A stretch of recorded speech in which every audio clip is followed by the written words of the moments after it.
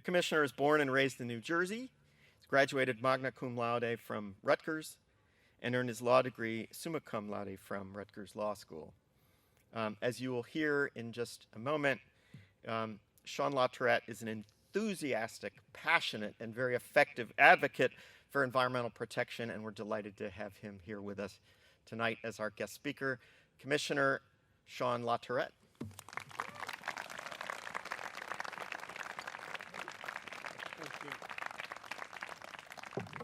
Applause today, lawsuits tomorrow. It's okay.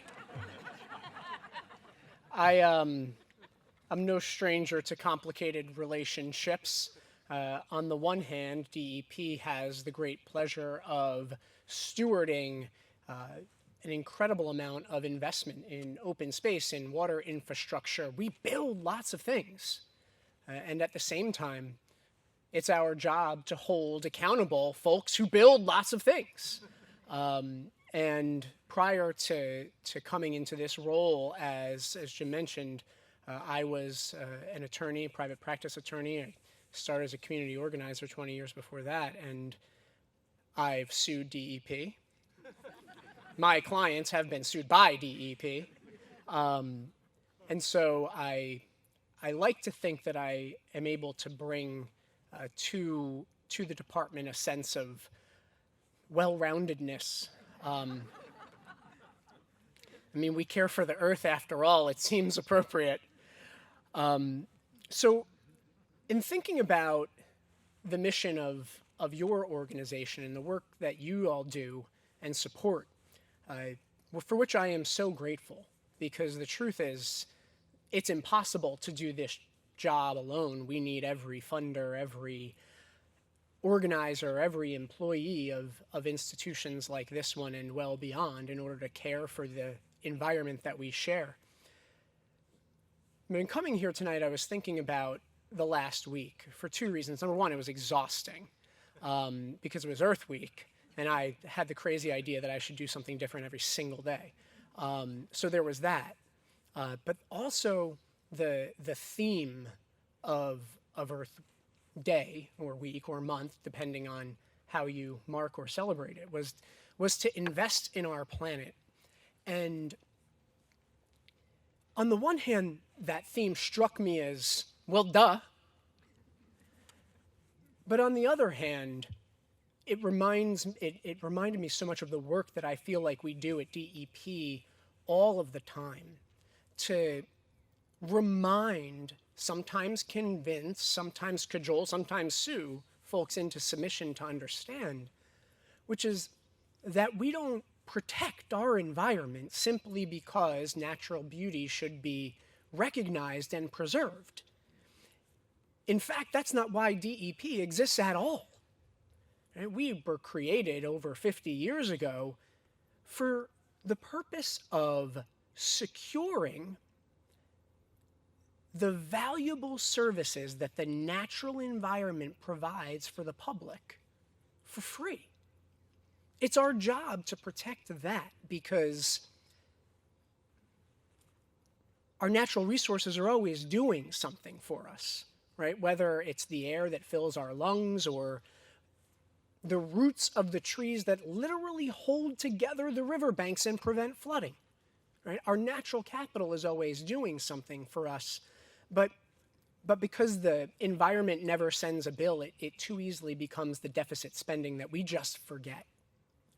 And when we stand to protect it, folks largely think, well, I've got to go talk to the tree huggers about some permits, and that's going to be hard, right? But we don't exist to protect the tree for the tree's sake, although they're beautiful. It's because they're doing something. And without them, we suffer. Tomorrow, I'm going to stand before the Senate Budget and Appropriations Committee to remind them of that fact, to remind them why they created us. And I'm happy to do that. But I suppose my point is that folks still need reminding constantly. I think to the days following Hurricane Ida, or I shouldn't even say that, the remnants of Tropical Storm Ida, because what devastated New Jersey communities in September was really just a bad thunderstorm. But I think about the few days after September 1st a lot, when I would hear from folks throughout the state asking questions like, well, my property has never flooded before and I've been here for 30 years. You know, the itsy bitsy brook has been behind my house all that time and it's never flooded. But it's flooded maybe 3 or 4 times in the last couple of years. What's going on? Who didn't do their job? Whose job is it to take care of the itsy bitsy brook? The answer is all of ours. Where's the mayor of Lambertville? We got to get to know each other because I authorized the expenditure of public funds to get a house out of where the water should be in your town because it was not clear off its foundation. And the truth is that's going to keep happening over and over and over again. That's the sad reality of a changing climate in New Jersey. And we've got to constantly remind our leaders of that fact, that protecting the watershed, that ensuring the protection of stream corridors, that making folks back up and build up from the water, it's not because we want to hug the trees. It's because we still want to hug the people who live in the houses where the trees were. And if we don't, we may not be able to hug those folks any longer. Right? We lost way too much life, let alone property and investment. Right? Taking care of the environment is and has always been good economic sense. But when push comes to shove, we far too often find ourselves at the DEP in a position where we're asked, well, what's the benefit? What's the value of protecting that stream? Do we really have to do stormwater management on this site? We're only doing a little bit more than an acre of development.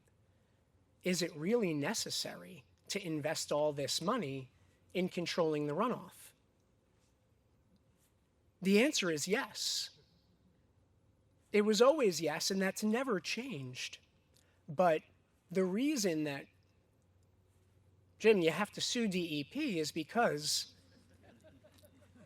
there's folks who believe that it's a choice, right? That we can just decide because we invented stormwater management because like some tree hugger in DEP had a good idea and now we just put the screws to everybody. Literally, this is what people think. It's craziness. So I'm glad that there's you and I'm glad that there's lawyers and I'm glad that you sue me. Keep it up.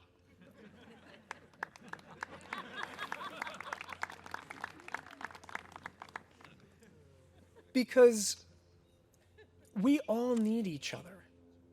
Right? I can scream from the mountaintops that New Jersey is long overdue for really sound investments in water infrastructure that will keep our waterways more clean, right? When you've got a legislature or a treasurer staring at a budget, it's hard to see that reality. That, we've got a $30 billion need for clean and drinking water infrastructure in the state of New Jersey. And we all have to remind our leaders that we want to see that need met. Right? That when we work hard to protect holistically our watersheds, when we encourage local leadership to see beyond their own municipal boundaries, to see beyond the individual lot that developer sees as a great boon for their investment and a great boon for the municipal tax base. But when we see beyond that and we recognize what your organization exists to do, which is to get folks to see, to place a spotlight on that interrelationship, right? Because we are all interconnected in the same way that the water is, right? The water didn't know to stop at the boundary in Lambertville, right? The water doesn't know to stop at some arbitrary line somebody drew on a FEMA map 22 years ago, by the way. we all have to follow your example in working well together and encouraging others and educating one another and getting outside and in growing our missions much in the way that you all have, so that you're speaking to a greater audience. Because the one thing that I've learned in my time in this field is that we do a whole heck of a lot of time, spend a whole heck of a lot of time talking to ourselves, preaching to the choir, right? The more we get that word out, the more that we get into an inner city community and show young people what it means to have a rain garden, to enrich their environment with projects like have been pursued along the Assunpink. Great things to do. We broaden that reach. And so every little bit that we can do that really matters.